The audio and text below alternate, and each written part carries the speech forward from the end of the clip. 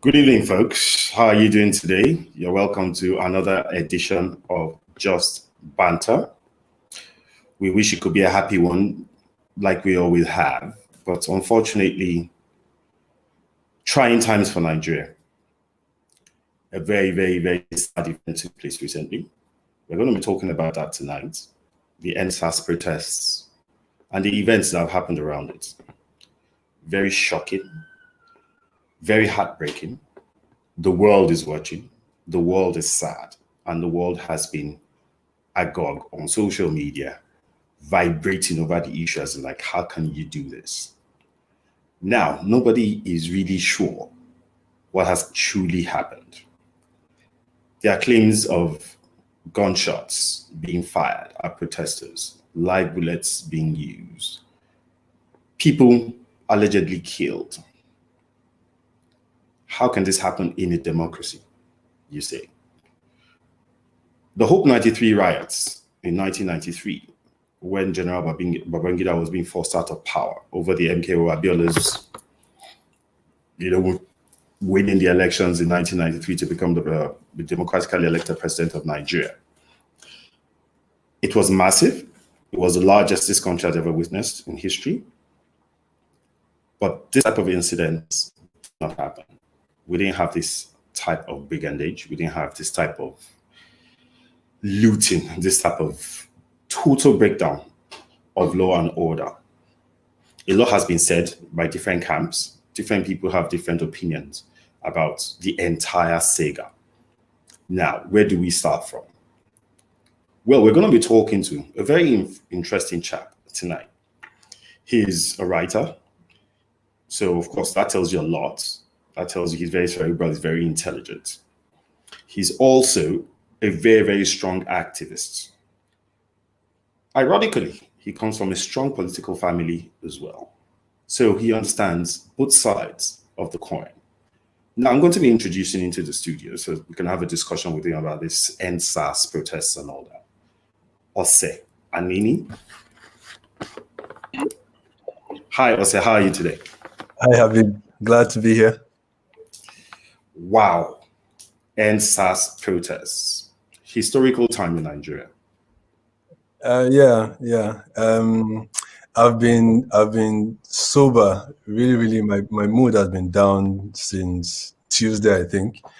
I just listened to a speech that's been cracking me up. I've just been laughing about the speech I just listened to.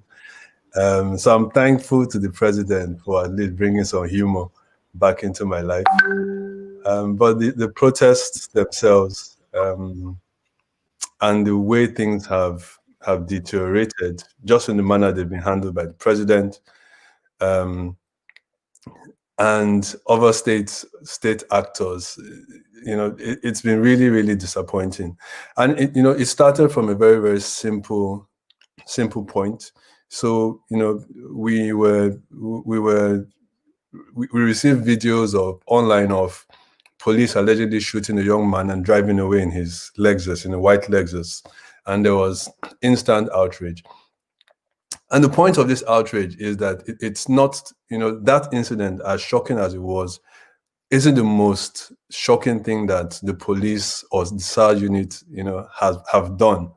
But I think you get to a tipping point where, as a community, or as a society, or as a collective body, you just decide that what, enough is enough, and I think that incident was that point. NEPA has been their thing. This is, well, you know how it is.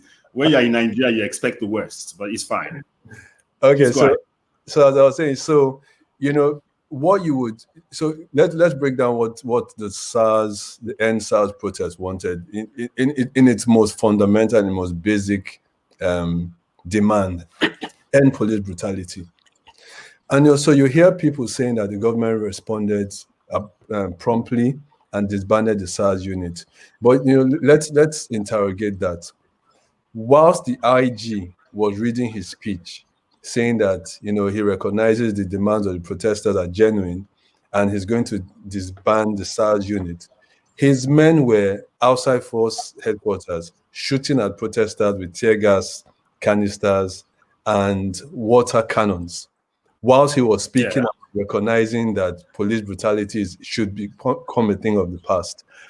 And that deteriorated down to the scenes we saw at the Lekki toll gate on Tuesday, where in response to legitimate demands that police brutality end, peaceful protesters sitting on the floor were fired upon by Hello?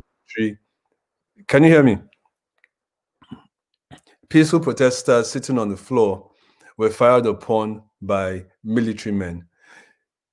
And you hear again arguments, the government wants to sort of like obfuscate issues. We're not sure how many people were killed. There were just injuries, etc., etc., etc. And that misses the fundamental point that, again, at the end of it, all these young Nigerians wanted was an end to police brutality. And we have been received on Tuesday by armed fire from military men, and today by a speech by the president that doesn't even acknowledge that that incident even took place. Hello? I can hear you. I can hear you, Habib. Anyway, it's still rolling. And maybe let me take over hosting duties. So I listened to the president's speech, and I think it stood out not just that for the fact that he didn't mention the Lekki incident. Can you hear me, Habib? I can see you. Can you hear me? I can hear you. Yeah. So the president's speech stood out for the fact that not only did he not mention Lekki, but I got the distinct feeling that he wasn't talking to the NSAS protesters, that he wasn't talking to Nigerians, that I think he was talking to real or imagined people who he felt were trying to overthrow his government. And that maybe sort of allows us make sense of the nature and tone of his speech and the delivery of that speech. And he sort of was telling us, when he did refer to Nigeria, that, stay out of the way. This fight is not your fight, so don't get involved and don't get used. I am not going to allow what happened in 1984 happen to me again. And I've just been laughing at the absurdity of it all. You're of the opinion that he's being misinformed? So it's an interesting question. I think the president is aware of what happened at Lekki, but I think for him, in the greater scheme of things, a threat to his government is a more pressing issue than the unfortunate deaths of a handful of young, misguided people, in the president's thinking, I believe.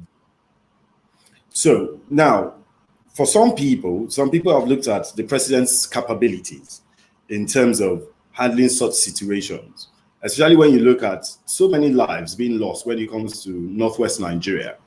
And he has never, well, I wouldn't say never, but he has never been known to show empathy at any point in time when lives are lost.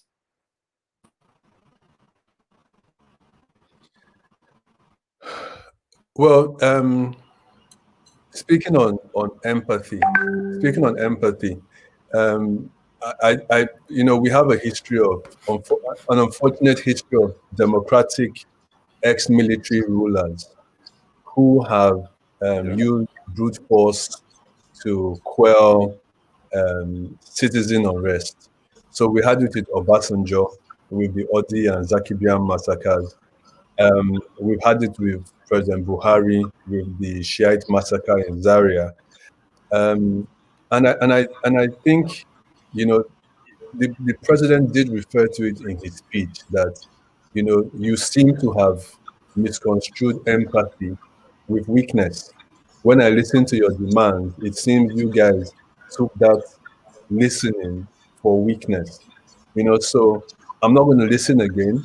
That clearly doesn't work for you guys, and I'm going to apply tactics that I know have worked in the past. I used brute force and I quelled the Shiite uprising, and I think I'm going to use brute force again to quell this protest if you guys don't behave yourself. Wow. Well, I think we should start at the very beginning. Okay. of this tragedy, for us to understand the import of what this means for the entire country, for Africa, because Nigeria being the most populous Black nation in the world, and arguably the seventh largest in the world, these are far-reaching implications.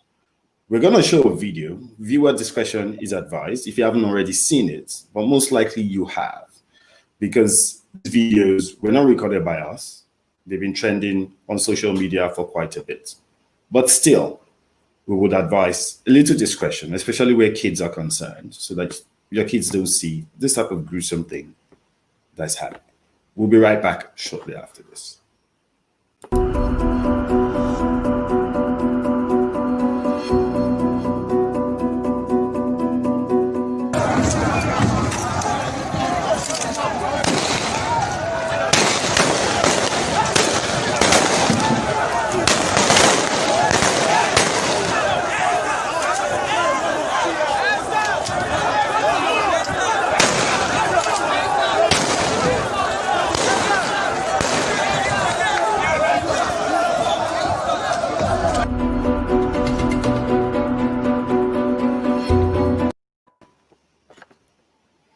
Ose, sorrow, tears, and blood.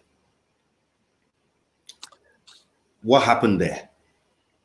So I'm a very traditional, very patriarchal, I can't even say the word patriarchal man. And I unfortunately, I'll say unfortunately, because of the trauma I'm still suffering from the images I saw, I unfortunately tuned into DJ Switch's Instagram live. Okay. I saw the chaos, I saw the bloodshed, I saw them trying to save lives, I saw people slipping away live on Instagram. And I think that was Tuesday night. And I went to bed. I couldn't believe what I was seeing. I could not believe what I was watching. And Wednesday morning when I woke up and my pillow was soaked. Apparently I woke up crying. You know what I mean?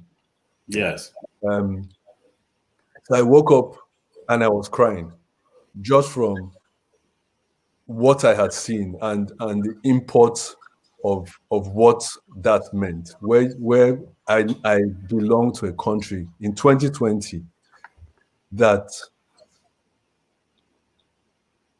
even talking about it now, it's really upsetting. I belong to a country that you cannot go out peacefully to demand for simple good governance. I'm not talking for healthcare for all. I'm not talking for social safety nets of I want you to be paying Nigerians 30,000 every month. I'm not talking about anything like that. I'm just saying these young guys are saying, the police is killing us. Can they stop killing us? And what you do is that you respond with bullets. I could not believe what I was watching. So I really don't know how we get from that point, from what happened on Tuesday. I don't know where Nigeria goes next, especially having listened to the president where he says he will quell with force any more attempts to protest. Yeah. It's traumatic, because you still, I still listen to the young guys and girls and fantastic women that organize this thing, and you can still sense the hope in them.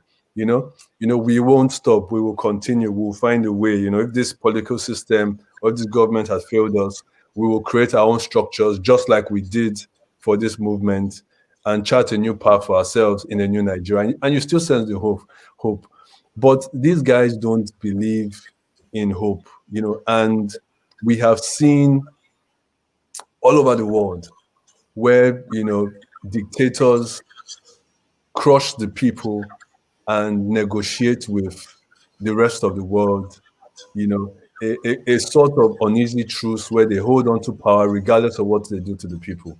So we've seen Bashar Assad in Syria drop chemical weapons on his citizens. That was a lot worse than we saw at Lekki, and he's still the president of Syria. We've seen what's happening in next door Cameroon. We see and hear stories about what's happening in Rwanda. So it's for me, it's worrying that the world either is going to look away like they sort of have already done for the Lekki incident, or we'll just say, you know what, Nigeria, can you just, be a little bit nicer and kinder to your citizens? But I think the president knows that nothing is going to come. No help is going to come from external sources. We are alone with these guys who believe that they can hold on to power by the barrel of the gun.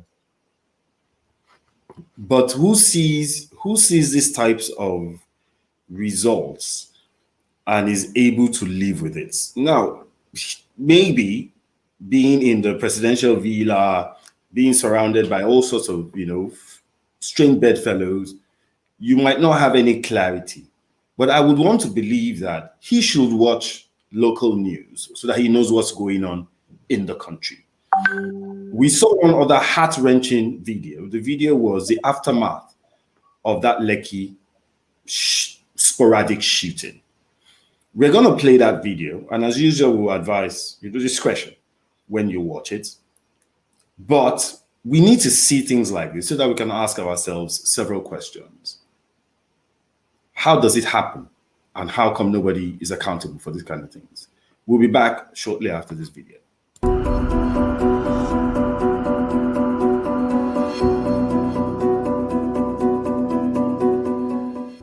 Stay with me, bro.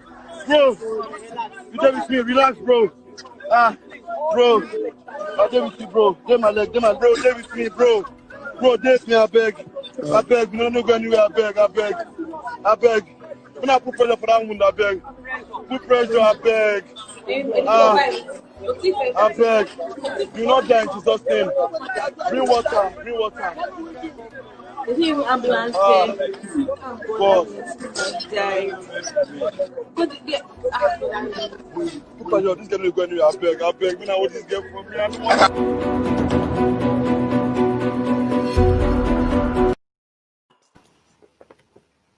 Heart-wrenching scenes, devastating to watch.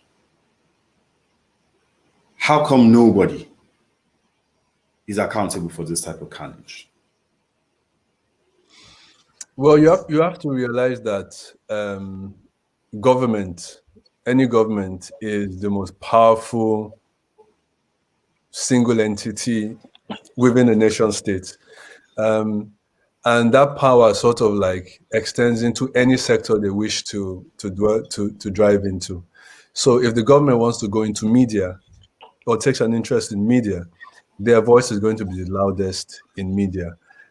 So already, in the immediate aftermath of those scenes that we all watched live, we saw the governor of Lagos come out to say there were no casualties.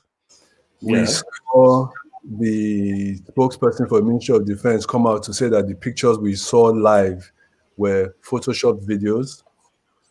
And you've seen a very, very sophisticated disinformation campaign on social media where sponsored actors flood social media with fake images.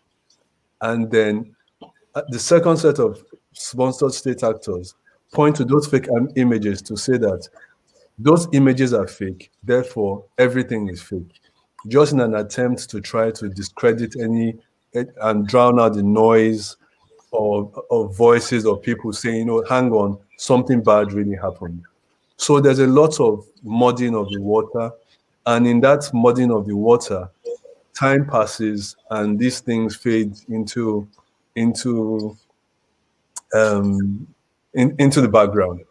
And I was speaking to some of my friends earlier today, and I said, what we need to do is take a lesson from what happened with the Jews and the Holocaust. Yeah. Now, the Holocaust wasn't the first genocide that happened, but I think what's made it distinct and separate from almost every other was almost the meticulous manner in which the Jews cataloged everything that happened. The names of the guards, the names of the prisoners, their ages, their gender, when they died, who their family was, every single thing. So that even today, you can go to Holocaust memorials and see exactly how many people died and see who was responsible for the killings. And most importantly, holds people to account.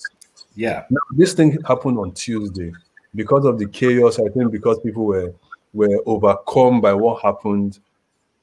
We don't know the names of people who have died. We don't know the names of the soldiers who were deployed and who shot.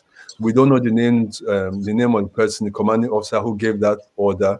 The president, and this is very instructive, the president did not mention Lekki once in his 15-minute speech. And that was instructive because it means that there's no official acknowledgement of that incident. It doesn't exist as far as the Nigerian government is concerned. If they don't say it, then it doesn't exist. It's just social media and it's social media propaganda and noise. So to the protesters, to anyone that has lost anyone, I think one of the most important things we need to start doing is recording incidents like this when they happen and as they happen, so that the fog of time doesn't wash away these atrocities when they happen. But the vice president has made a statement saying that there's going to be justice for the victims of the shootings and all of that. So there seems to be a difference of opinion between the president and the vice president. I don't seem to get what is going on there, because the vice president is saying there's going to be justice for it, but the president totally avoids even mentioning anything about that incident. I'm sure I'll get a lot of stick for this because I always sort of pipe up to defend the vice president. And I tell people the reason why I do this is I've seen him act when he had the power to act. And I've seen him act, with conscience and in the interest of Nigeria and Nigerians when he had the power to act.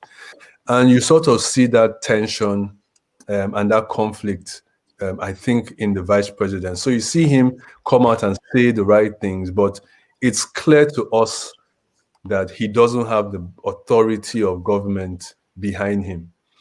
So last night, I think almost at midnight, he came out and he released this statement on Twitter that goes against everything the president said today. That acknowledges there was the wrongful shooting and promises justice, but the vice president is not the commander in chief. He cannot discipline the inspector general of police. He cannot discipline the chief of army staff or any of the service chiefs.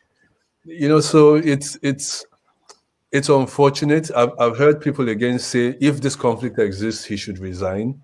But unfortunately, politics is a little bit more pragmatic than that. And I think for him, he sort of is constrained to just air his conscience on Twitter and try to distance himself as best as he can by trying to come out and say, this is where I stand on this matter, even if the government in which I serve in feels different. I don't know if it works. A lot of Nigerians don't agree, but I think that's what he's doing. The vice president's position is the position of I would find it strange that if you had such a difference of opinion, that you will still stay on with the team, because is it still a team when your goals are not aligned? You must go back. If you go back to, and this is a dichotomy that I do recognize, and it's one I have tried to rationalize.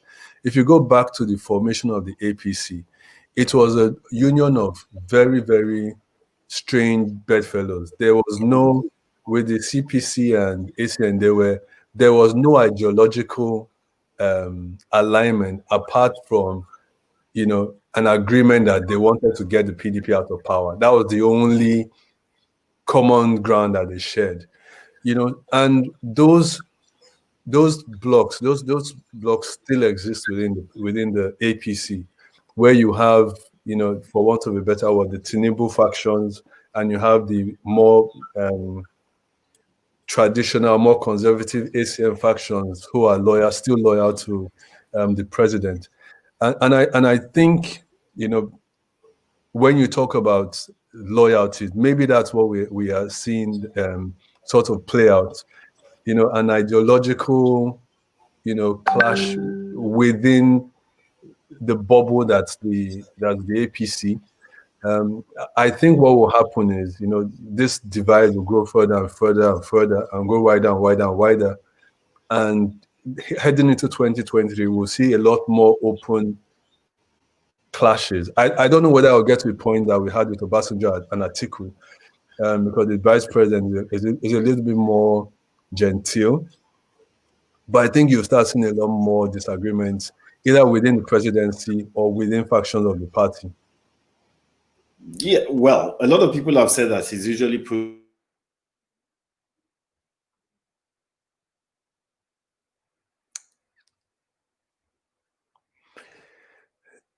I have lost Habib, but I'll use the opportunity to just continue talking about something that sort of like fascinated me as well. It's the Tinubu factor. Okay, I think Habib is joining us again. We're sorry about this internet connection issues. This is Nigeria. Also, I don't know if you can hear me. I can hear you. It's unbelievable the type of services that you get, things that you pay for and you don't get. And I believe that these are some of the things that have led to the NSAS protests, because there are so many things that the Nigerian youth are capable of. When they say that the Nigerian youth are about 60% of the population, in my head, what comes to my head immediately in terms of figures is 120 million people. Because Nigeria's population is roughly about 200, 205, 210, thereabouts. And this is a knowledge economy that the world is running, and Nigeria is still not exporting services. So these young people have laptops and have iPhones, and then they get harassed by the police for actually having an iPhone. Is this a sign of the systemic rot, or is it just simply a case of we just don't love ourselves enough to understand and be able to rationalize that people need to have the ability to live their own lives, so far they live within the ambits of the law? I think it's a generational issue. So you have leaders like Buhari, for instance, and the quota of advisors around him who have been, in active public space for almost as long as Nigeria has been. Nigeria gained independence. Buhari 30 years ago or thereabouts was the head of state of the country. And you sort of like, because you have this wide gap. For instance, Paystack, one startup formed in Nigeria by some young Nigerians, was recently bought for $200 million, I think it was. Buhari and his generation will not understand how working on a laptop can earn two young boys or so, two young men, $200 million that wasn't stolen, wasn't obtained by fraud, was literally just them sitting down and using their ingenuity to create value out of literally nothing. So you have this generational divide that I think is part of the problems we have in Nigeria, is because they don't understand the world we live in now, and because they don't understand the aspirations of the youth population, they are unable to either provide the type of leadership this young population requires, or when problems are raised by this young population and brought to them, they are unable to come up with solutions to these fairly simple problems. And I don't see how we resolve that, because just because of the nature of power in Nigeria, the transition we have in place, I don't see how we get to a point where we are able to realistically have a transition that allows a leadership that is connected to the followership. I don't see how we make it, at least not in the short term. Okay, so we're going to take a quick commercial break and we'll be right back. When we get back, Ose, we're going to play another video. This video this time is of a young lady. We played it a few days ago, but we're going to play it again, and then we're going to take the conversation again from there. We'll be right back shortly after this short commercial break.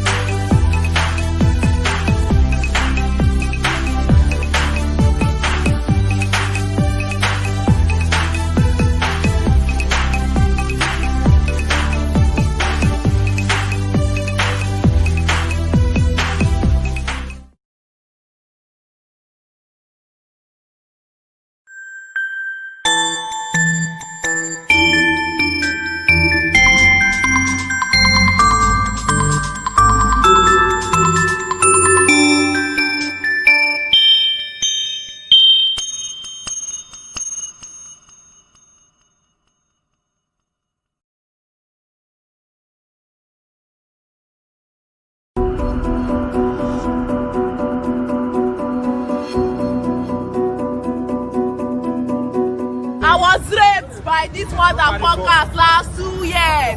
They extorted money from me too. I told what my crime, my friends. Our friends not crime. I cannot give birth to a daughter in this kind of country. May they not go rape my daughter tomorrow. May they not go shoot my son tomorrow. Now people begin them, they die for Lagos State. Enter and police brutality. What my parents could not do, I did.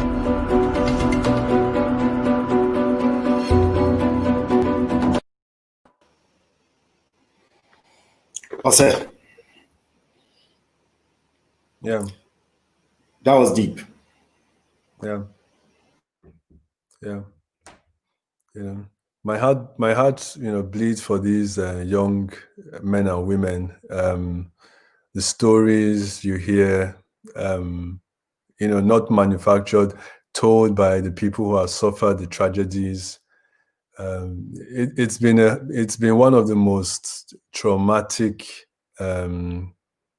periods I've gone through, just from listening to what the state has subjected young people just trying to get by. It's been heartbreaking. It's been horrendous. It's been horrific. I don't know. I could go on and on about, I don't know. I honestly don't know. I don't know how, and what causes me such despair is most of these people will never get justice. They will never get justice, unfortunately, just because of the nature of the Nigerian state.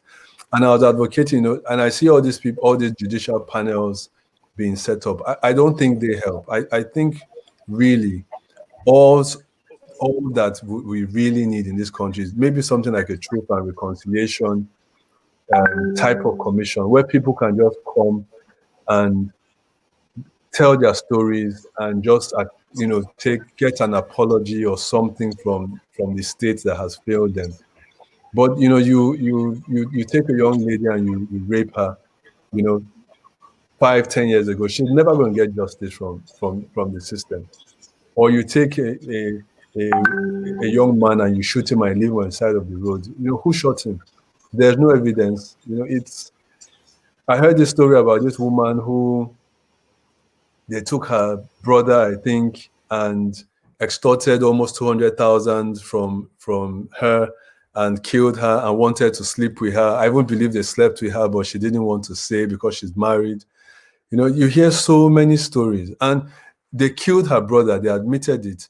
And they went to the mortuary and they wanted her to pay the mortuary fees for her brother that they had killed. You know, and it's a callous society we live in. You know, and you can't even say that this is in the past. So in the aftermath of what happened on Tuesday, we've seen videos of the police shooting unarmed citizens like dogs in the streets.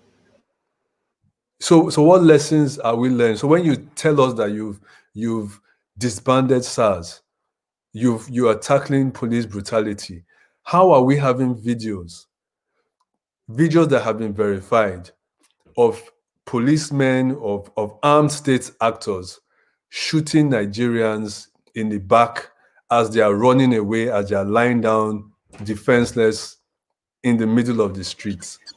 You know, and I think that is what people are protesting for, that culture of brutality, of impunity. There is no reason, there's no justification that you can ever give that someone is lying down in the dust, you kick him in the head, and then you shoot him in the back.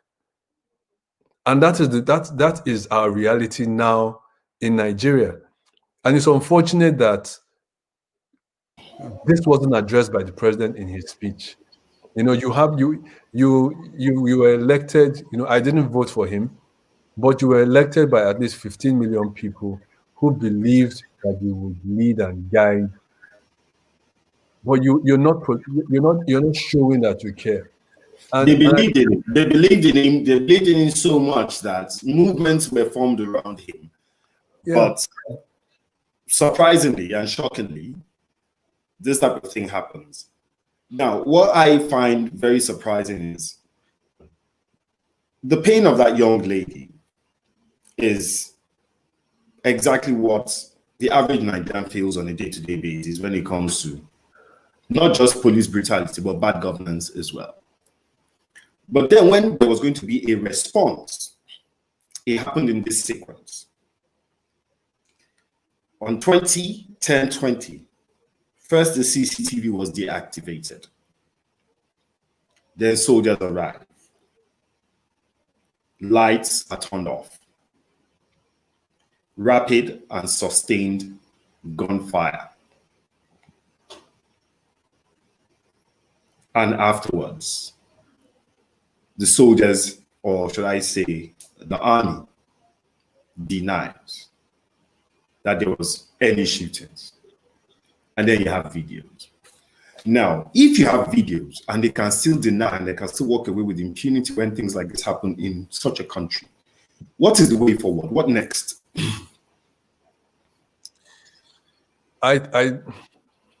So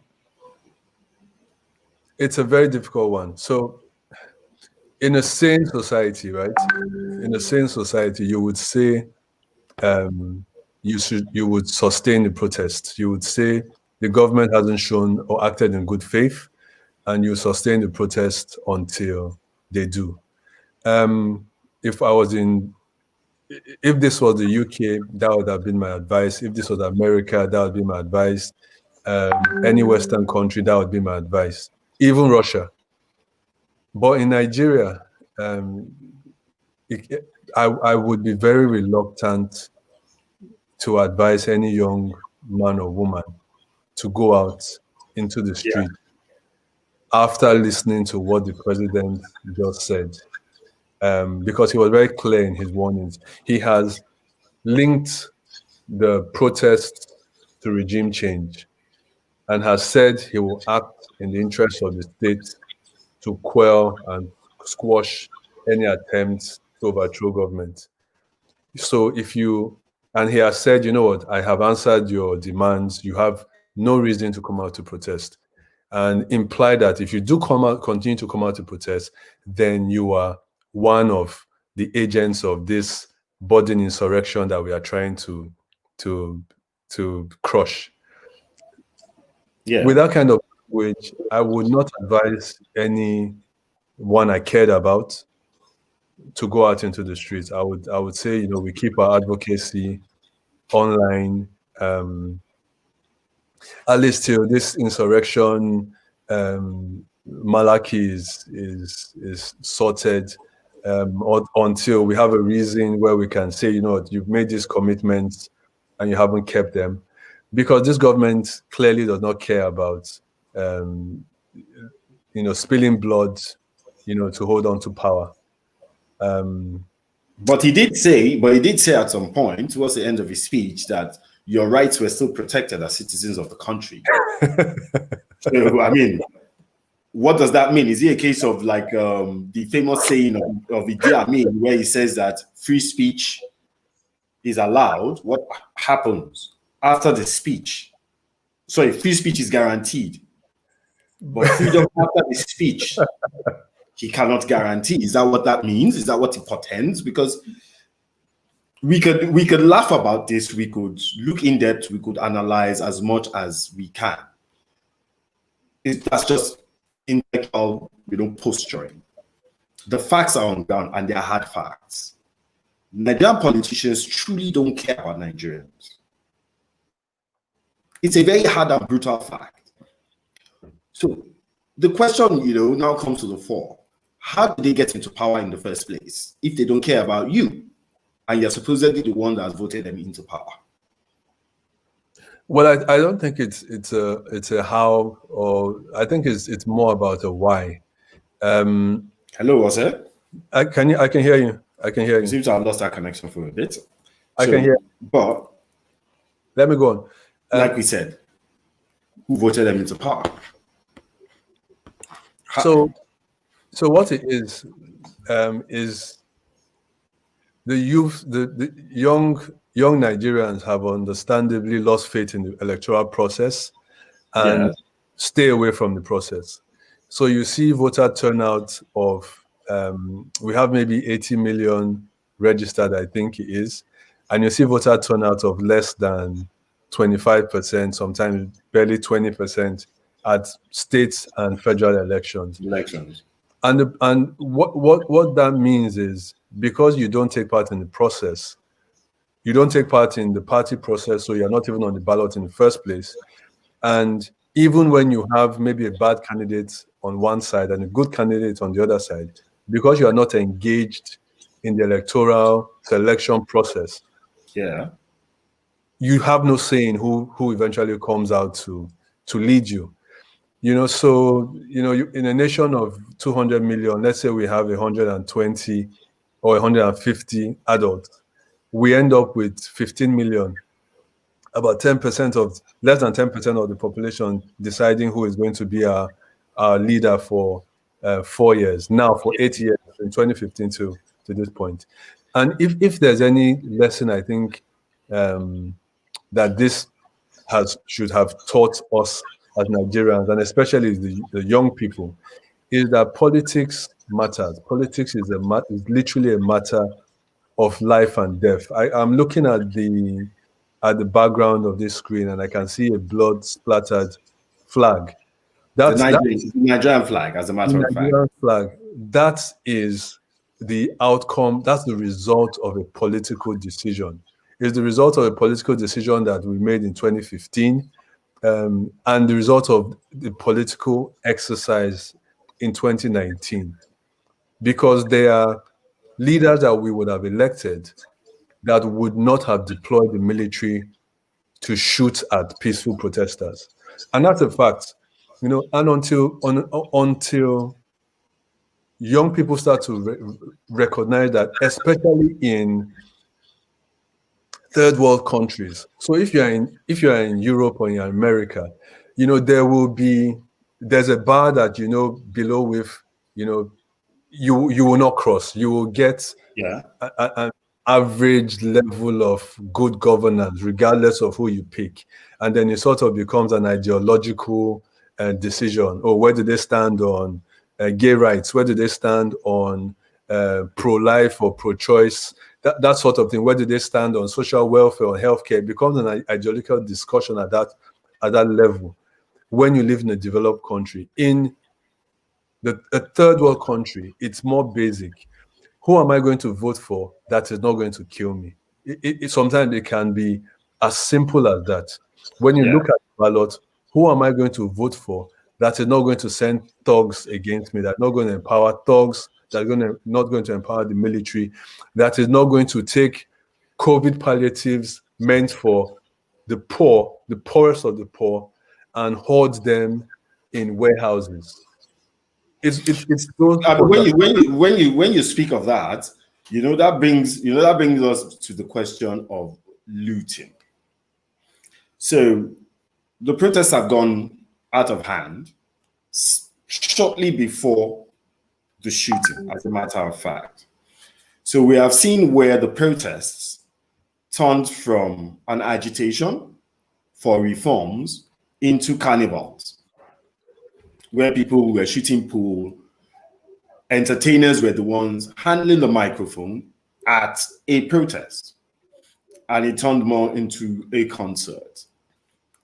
Then people are started wondering if things had not taken a different shape and form. Now the shootings now happened. Arguably one of the most tragic moments in Nigerian history, because these were unarmed protesters that were being shot at. Then looting started. A lot of carnage. Even the news agency TVC was burnt. Allegedly it belongs to Bola Tinubu. Then they broke into a warehouse and then they saw COVID palliatives. Now, if looting was not taking place, if there had not been total law, with a breakdown of law and order, they wouldn't have discovered those warehouses with those COVID palliatives inside. Is it a case of, in the dark clouds, there was a silver lining, another part of the entire drama has unfolded? Okay, so I'm happy you brought this, because I was going to talk about it, but I got carried away with the other conversations we were having. So there were peaceful protesters, right? And then we saw state-sponsored thugs attacking peaceful protesters. I want to make that distinction, and this is before the shooting. There were peaceful protesters, and then in Abuja, for certain, and I think in Lagos, thugs were bussed from various locations, and they came into Abuja and started attacking peaceful protesters. And I say state-sponsored, it's not a phrase I'm using, just throwing around to throw about. If you know Abuja, there was a point between the police headquarters and a DSS checkpoint, about 200 meters to a DSS checkpoint to the left, and about 500 meters to the north of the police headquarters, where a lorry of thugs stopped and loaded and then drove up to burn and attack people at Apple in Abuja. Oh, wow. If you know Abuja, there's this Big Bites junction in Wuse too. There's Amigos. It's a very popular junction.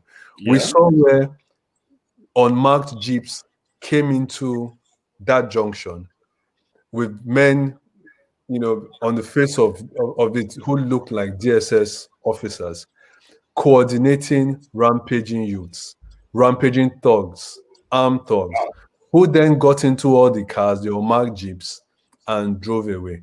Now, there are 2 points why I said on the face of it, they look like DSS officers, and why this is important. In the direction where they drove towards is Eagle Square, and there's a brigade of guards formation there, about a kilometer from that junction, right? Okay. And these thugs came from that direction, caused chaos at this Wuse 2 junction, this Aminu Kano junction, and then drove back in that direction without being checked.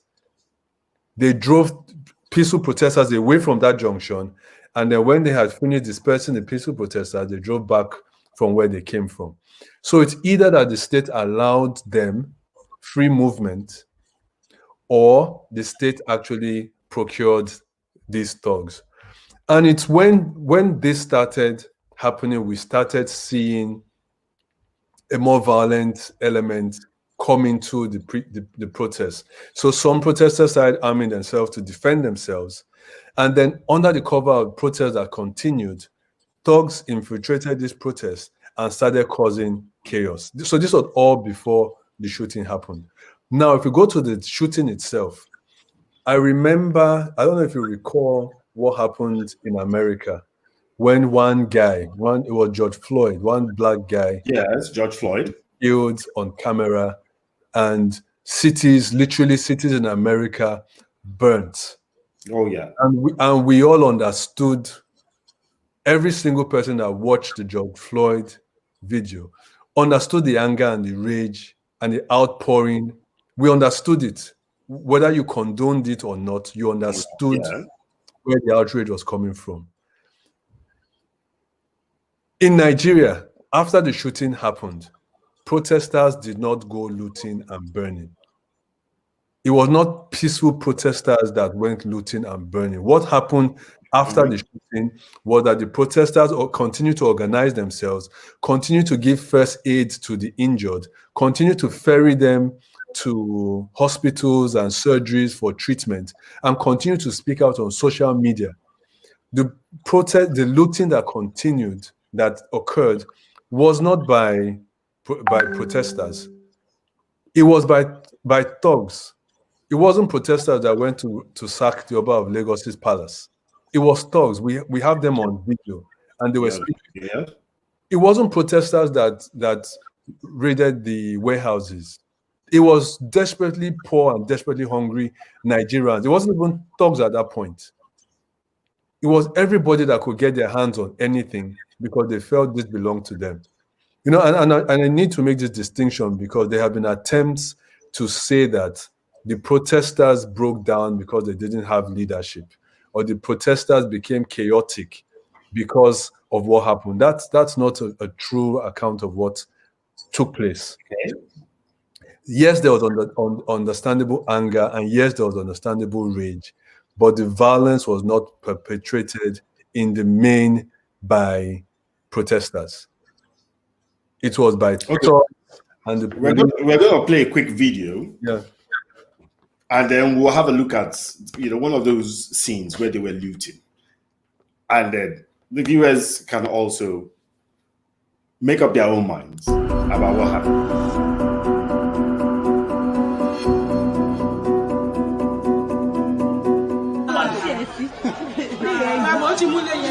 Please, help us call 112. Help us call 112. Hey, help us call 112. Help us call 112. It's going to the next houses. Oh, blood of Jesus. There is nothing we can do about this. There is nothing we can do. There is nothing. There is nothing we can do right now. Please help us. Please. Lord, please help us. Oh, help us. Oh, nobody's coming to our rescue. Please. Hey, Lord, it's really funny.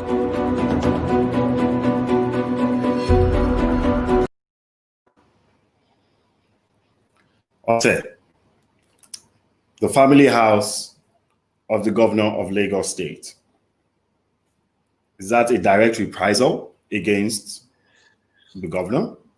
Because some people will think that they were going to hold the governor responsible, for what happened at the Lekki toll gate.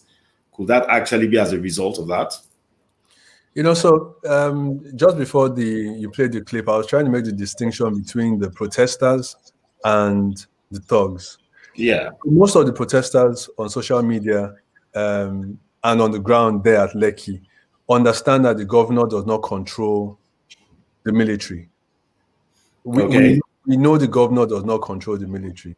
So protesters were angry that cameras were taken down. They were angry that the lights were shut off because we understand that is ostensibly within the control of the governor. But protesters were very clear in their understanding that the governor does not control the military. We all know that the commander-in-chief is in charge of the military. It's not the governor of the state. Again, Lekki is not at all close to the Sanwo-Olu's mother's house. Okay. And what we have seen what we have seen in Lagos and in other parts of the country is almost a coordinated type of action. So in Lagos, it was targeted very specifically at Tinubu and the governor. Yeah. We saw attacks on properties or businesses that had links, real or imagined, to Tinubu. We saw the attack on the governor's mother's house or family house.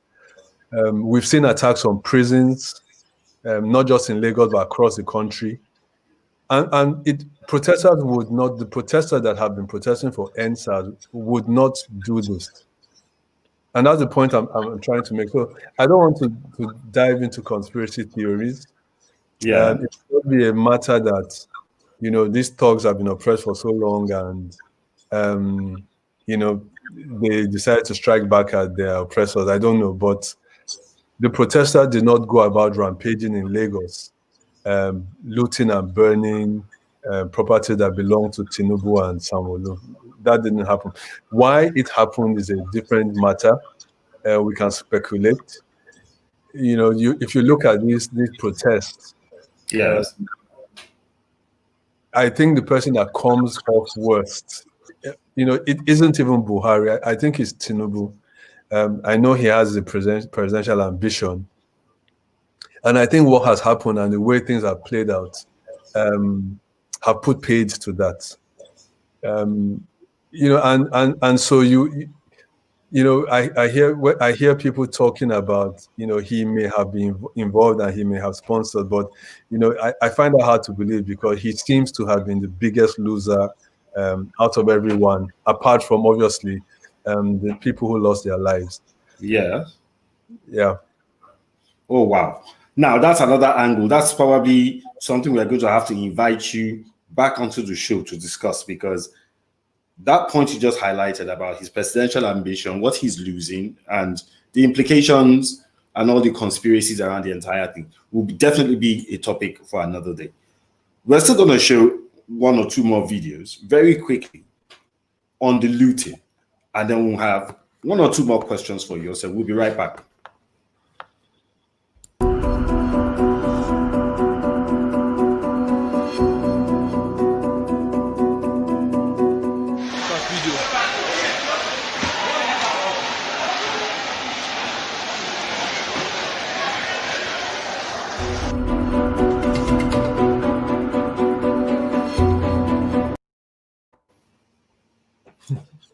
That was very quick. Very, very quick. Because we have to edit out some parts of it just for the sake of peace and posterity. What we saw there was quite shocking. The fact that COVID-19 has been an ongoing situation. It's a deadly pandemic. The entire world knows. It's shutting down most of Europe again. Palliatives were meant to have been shared, to members of the general public.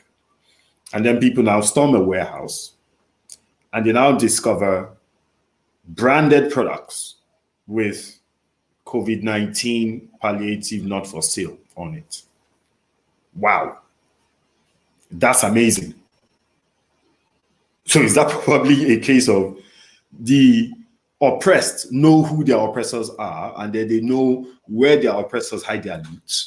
Is that what it is? Because how did they discover that type of warehouse, for instance? I mean, when people act in this type of manner, it surprises me. There was a very similar incident that happened where I think ambulances or so meant for a constituency were parked in the compound of a lawmaker. And you forget, so you have a warehouse full of sacks of rice and gari and Indomie, branded COVID palliatives. Habib, you are not the one that loaded that warehouse. It wasn't me. It was people in the area that loaded the warehouse, and it would have been people in the area that would have offloaded the warehouse. So they know that their palliatives are in that warehouse. These people are not ignorant. They know, and they're not stupid. So when there is a breakdown of law and order, and they see an opportunity to get what they feel is theirs, unfortunately, we see scenes like we saw play out. I would really want to hear the argument or the defense the Lagos state government will put forward for why palliatives given to them, I think in May, this is May, June, July, August, September, October, 5 months later after the lockdown, are still stuck in warehouses. In the warehouse. Bags of gari that has started going moldy and were no longer fit for consumption because they had been stored for so long. And you have to wonder, sometimes at the types of leaders we have. Nigeria is the poverty capital of the world. We are the poorest of the poorest nations in the world right now. We have the most poor people. We are in the middle of a recession. There's a pandemic. People are hungry. People have lost jobs. And unemployment is probably touching 30%. I think it was 27% when the Nigerian Bureau of Statistics released it a couple of months ago. Okay. Now it must be about 30% plus. So people have lost jobs. And you have people who will know they can help, not helping, storing away food that could have saved a child or a family. It's a But tragedy. that's not help. That's not help. That's their duty.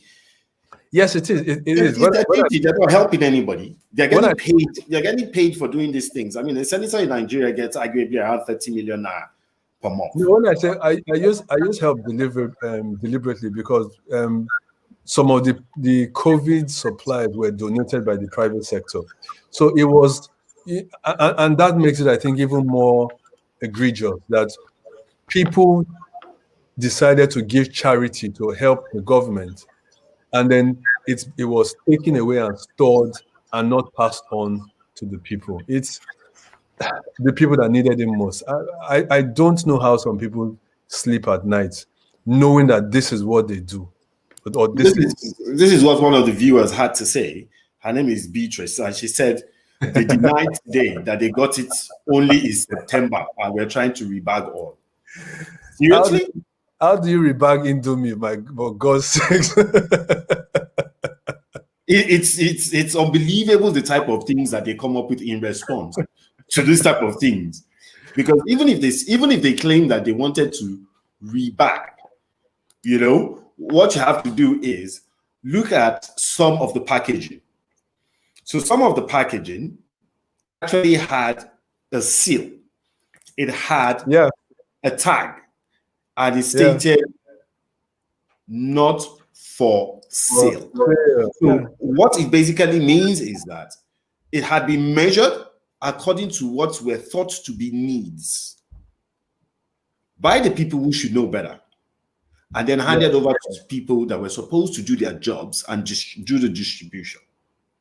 And then the people that are supposed to do the distribution now think that it is better for them to rebag. So if they were going to rebag, is it that they were waiting for the next election cycle? Is that what they were going to use for the next election in terms of giving palliatives at the next election? What exactly were they saying? I don't understand it, but it goes again to the patronage culture we have, unfortunately, in Nigeria. Because come election season, you're absolutely right. They will distribute Indomie and rice and gari and oil and onions, and because people are desperately poor, they will take it. So and I always when I see people rail against vote buying or why are these people collecting money? Don't they know X, Y, and Z?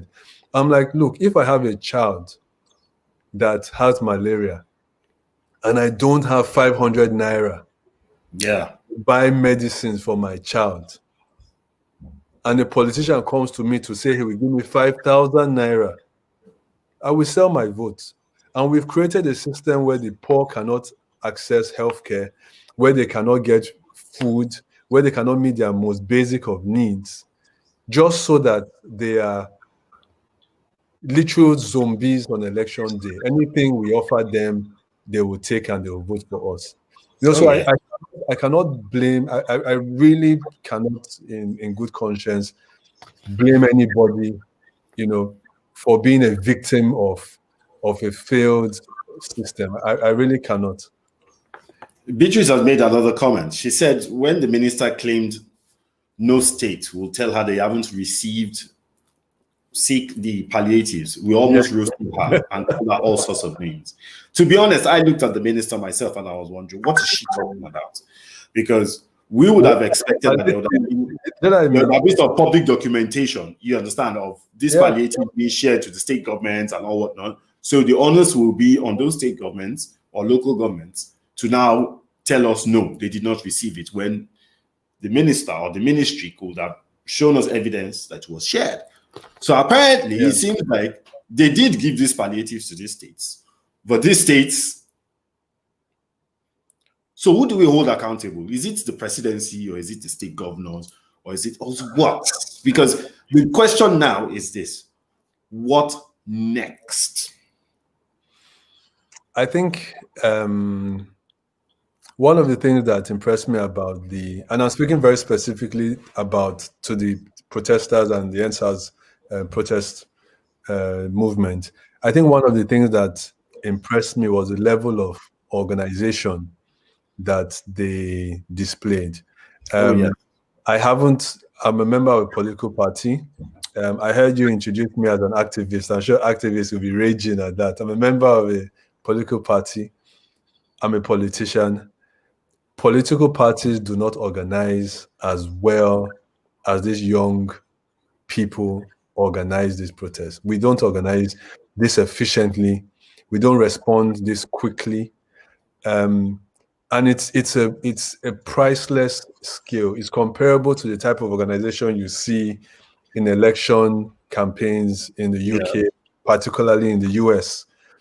And if they can somehow transition from just a movement to a political movement, and I'm not saying a political party, because that might alienate a lot of people. And one of the things that they did have going for them is that they were able to sort of like form a coalition of the many.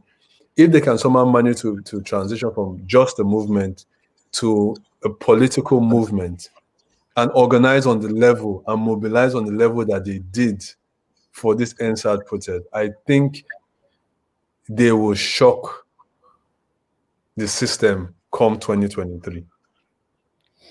Well, we are hoping to see something different, because looking at the level of organization that they had initially, the way the entire process was structured, how food was being delivered, how they were able to come up with legal teams, how they were able to come up with medical teams, ambulances, doctors, the whole works, the whole 9 yards, how they were able to motivate themselves to come out for 11 consistent days and push.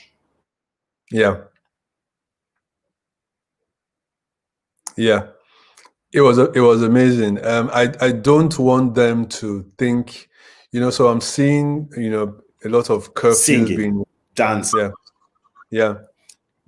So actually using the internet to coordinate themselves almost seamlessly. Isn't it time for people, as in the politicians of my generation, my age, isn't it time for them to truly be worried and say, this is our retirement we are looking at? Because these people will be pushing for electronic voting. If they push for electronic voting, we're out. I will tell you I'm worried. And I'm worried from the point of view that I sort of belong to the old political system. And I'm worried about the uncertainty and the disruption these guys can cause if they turn their sights to politics. I'm really, really worried. You will be worried as well.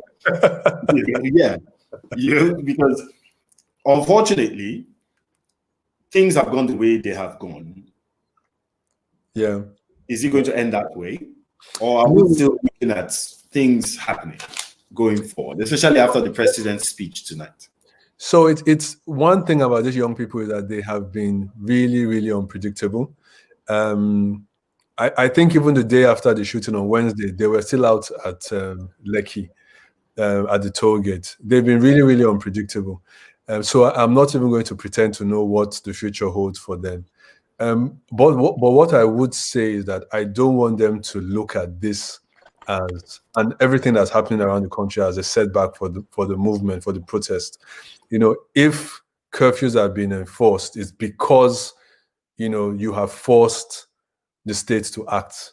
If the president is coming out to give a presidential broadcast, it's because he never addresses us. Buhari never addresses us. So if he has come out to finally address us, it's because of what you have done.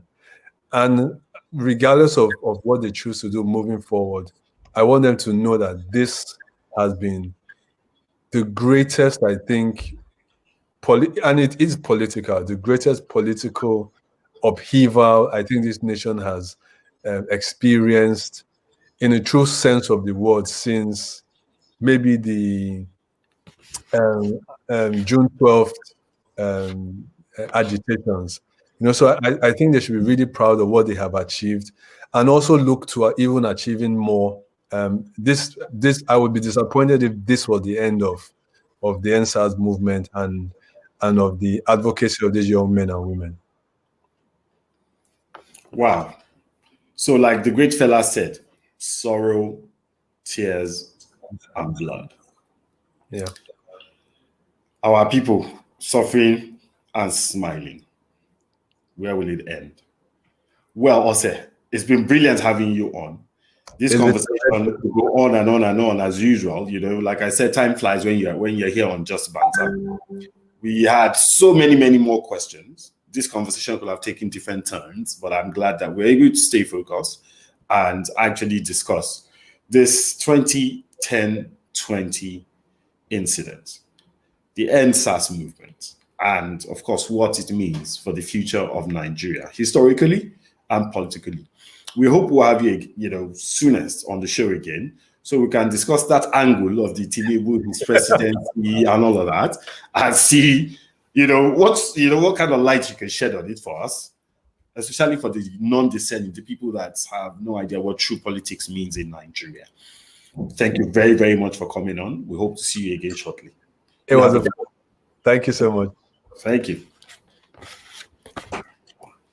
So, Ose Anenih, very interesting conversation. It ended with a smile, even though it was a sad topic that we're discussing. We see all your comments. We appreciate the comments that you've been making and all the points that you're making as well. We're sorry that we couldn't show all of them. We're trying not to deviate from the actual things that we're talking about. Now, we are very, very sorry for the loss of lives, even though we are not directly responsible. But as a Nigerian, I believe that every single Nigerian is responsible for the lives that were lost at the Lekki toll gate, also the lives that were lost in different locations in Nigeria at different points in time. Because if we had not been silent for this long, things would not have gotten to this particular place where we have found ourselves. Very unfortunate. But with these youngsters, anything can happen, especially for the fact that they were able to organize themselves that fast, that, strategically, even though a couple of people disagree with me that they were strategic.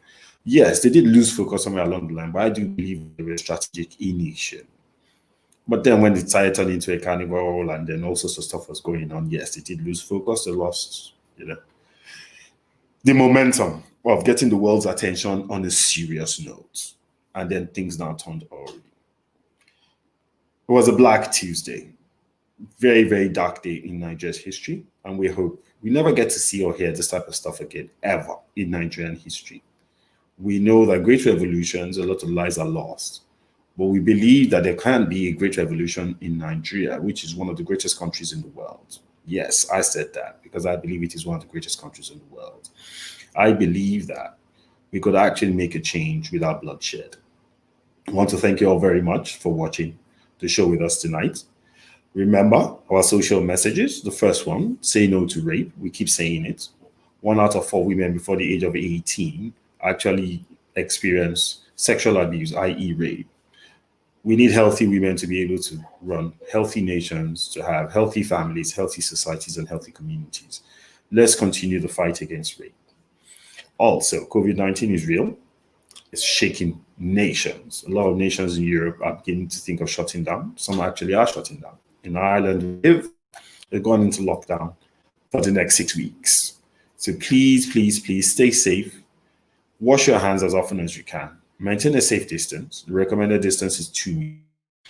And wear masks, especially when you're in public spaces, so that you don't catch the infection and you don't the infection.